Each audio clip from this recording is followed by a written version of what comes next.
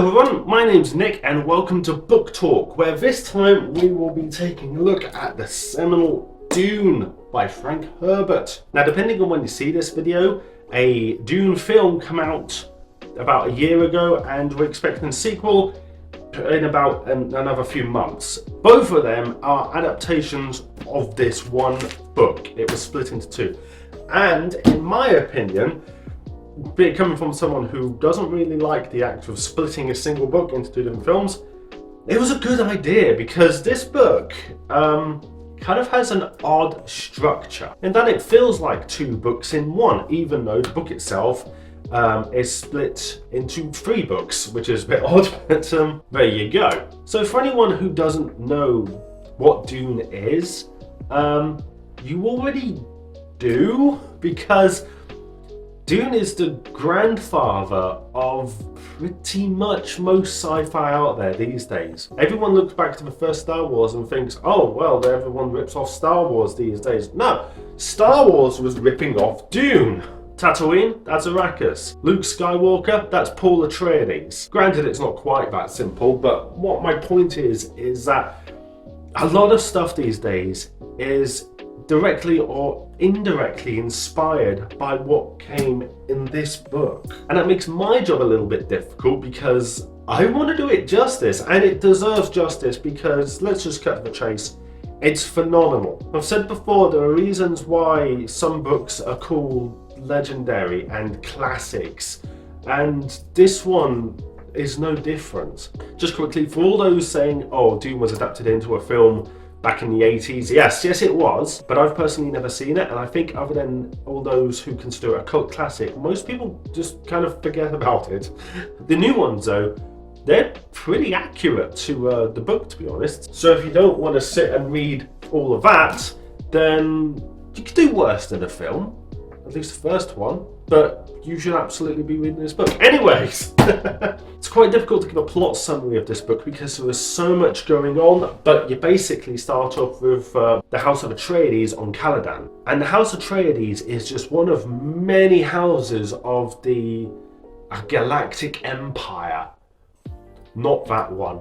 And it's set like 10,000 years into the future, where there's already been AI uprisings that have been quelled, and AI is not allowed, so technology is not really allowed, so you have to have like human mentats, human computers to do all your computing, and your space navigation is done by these creatures called navigators who were once human and have been changed by the spice melange into weird and bizarre shapes who have prescience across the entire universe and can fold space-time, and the lore is very deep. So yeah, you've got Paul Atreides on Caladan. Caladan's lovely temperate planet, and his house has been called to take over the fiefdom of Arrakis. Arrakis being a completely desert world, known by most simply as Dune, and on this planet is where they get the spice melange, that being the only way that the navigators of the Spacing Guild are able to navigate through space. So to say it's an important commodity is underselling it. So Paul and his father Leto and his concubine Jessica go to Arrakis with the whole of House Atreides and take it over. But it's been a setup all along, basically, because there's this other house, Harkonnen, who basically have plans against Atreides and want to wipe Atreides out. Very political, very underhanded, and suffice to say, they end up wiping out the Atreides, and Paul wanders into the desert. Now, there are these people on Arrakis, and they're called Fremen, and they have something called the blue eyes because of their exposure, constant exposure to the spice. And they have a connection with the planet that's unparalleled, and because it's so dry on the planet, they have these things called still suits that recovers every single drop of fluids that they secrete, like sweat, saliva, pee, everything, and they can reuse it and then recycle it. And they know how to live alongside these giant creatures on the planet, probably the most famous part of Dune, so much to the extent that they're on the bloody cover, called sandworms. Giant things they are. But the big reveal is the sandworms are the creatures that actually create the spice, and they have a relationship with the planet and like water, which basically dried out the planet. But the sandworms are unable to live in a temperate planet, and I can't remember if it was this book or a later book where they explain Arrakis once was a wet world, and the sandworms are actually brought to Arrakis. But yeah, eventually the Harkonnens attack the Atreides and Paul and his mother. She is his mother, but she wasn't actually taken as a wife by Leto, so it's a bit complicated. And they end up in the desert, and they're eventually taken in by the Fremen, and they learn their ways and they go native basically. But the thing is, Paul is an aberration, for lack of a better word, because his mother is something called a Bene Gesserit. They're basically witches. And the Bene Gesserit have had a generation-long, going back like hundreds of generations, genetic project to create something called the Kwisatz Haderach.